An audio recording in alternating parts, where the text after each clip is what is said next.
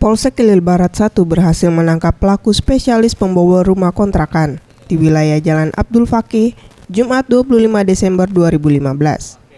Pelaku berhasil tertangkap setelah terpergok oleh warga saat hendak mencokel salah satu rumah kontrakan. Menurut keterangan pelaku, AR, ia melakukan aksi pencurian karena keadaan rumah yang sepi dan tidak terkunci, dan pengaruh dari alkohol dan pada waktu malam hari. Namun setelah berhasil membawa tas, ia terpergok warga sekitar dan diamuk massa.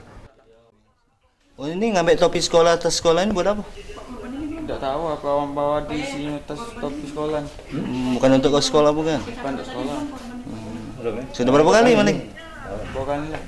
Apa yang nggak dapat? Banyak ada dua. Tas HP. Terus? Ibtu Yayaroni, Kanitres Polsek Ilir Barat 1 mengatakan, tersangka AR ditangkap pada saat diamuk oleh warga sekitar karena terpergok telah mencuri sebuah tas yang ternyata isinya berupa perlengkapan sekolah. Pembongkaran rumah juga.